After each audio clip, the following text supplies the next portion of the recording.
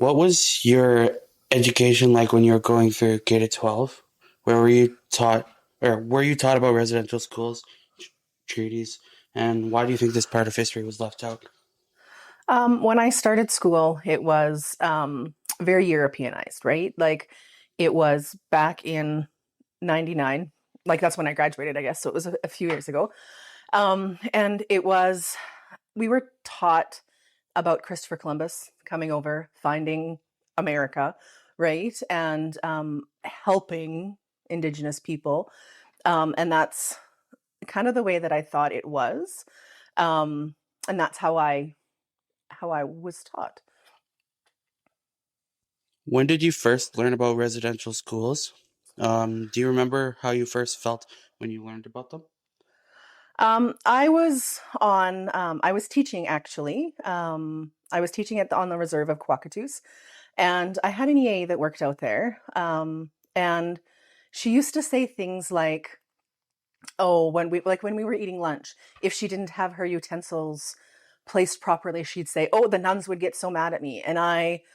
Um, and I didn't really know at the time. And so then I asked her and I talked with her a little bit and like, why do you say that? What? And she said, well, I went to residential school, and she wasn't much older than I was. And so I got a little bit of knowledge on that. She didn't go into details and she didn't tell me much, but she did tell me that they had existed. And so then I started to do a little more research and found out myself what they were.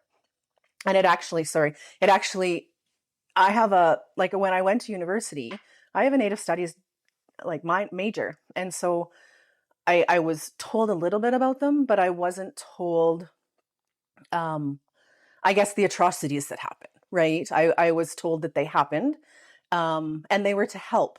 They were to um, make the Indigenous people, right? Like to help them, to give them an education. And so that's kind of what I thought at the time until I learned. Um, did you first believe they were real when you first heard about it? And how does it feel knowing they were operational while you're going to school and they never taught you about it? Yeah.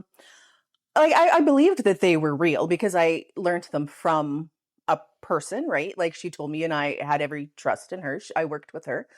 Um, but I didn't know what was happening at those schools, right? I didn't know that people were getting hurt and things were happening. There would just be, like I said, little comments. What made me go, kind of, that hair stand up on the back of your neck, feeling like something wasn't right there. Um, but yeah, I didn't know what was going on there, and so yeah. Looking back, how do you think your education would have been different if these topics had been included? I think I would have been a little bit more forgiving and understanding and empathetic. I think I would have understood more about trauma and about um, and maybe forgiving a little bit more and feeling a little bit more accepting and helpful. I also feel that I would have been able to help students better. When I was teaching, like I think back to my first couple of years of teaching when I was teaching on the reserve, and I didn't teach those kids or talk about residential schools or treaties or us being all treaty people. And so I think about the injustice that I did back then that I didn't know about, right? And with education and with knowledge, we can be better. And that's changing now. But I just think I wish in the beginning that we would have known so we could have changed it for years and helped for years. Um, with treaties and residential schools and the Indian Act being required to be taught today, are we aiding in the process of truth and reconciliation?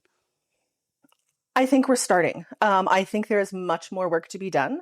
I think there is much more um, understanding that needs to happen. But with education, that's how we can change things. I think about the kids that I teach, and I teach grade one. And so I think about the things that I teach them. Like they know what treaty they live on. They know how many treaties are in Saskatchewan in grade one. They know what residential schools are, and they know that everybody loves, or everybody deserves to be treated with love, kindness, dignity, and respect. And I think that that's how we're going to change things, is if we teach and we if they know what's going on, because we can't change things if we don't know, right?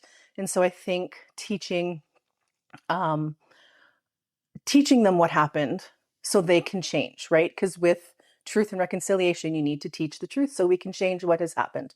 I mean, we can't change what has happened, but we can change going forward so we can support and help.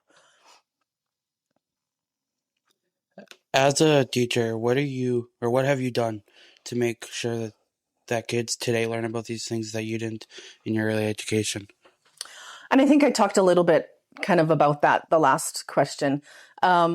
Is that we talk about treaties, we talk about truth and reconciliation, and the kids in grade 1 know about truth and reconciliation. They know those words. We When things are up around town, the red dresses, and we go out and we talk about it at the story walks. Melfort's Truth and Reconciliation Club does a phenomenal job at getting information out. There's also treaty kits that each classroom can have and access, and that really helps kind of give a baseline of where we can go from here. I know in our school we have a Truth and Reconciliation Club where myself and another teacher, we make displays every month about truth and reconciliation things, just like I said, to get information out, to make families feel welcome, and to make kids feel welcome, because every kid needs to feel welcome within a school and needs to know that they are understood and valued. Is there anything else that we haven't talked about that you think is important? I don't think so.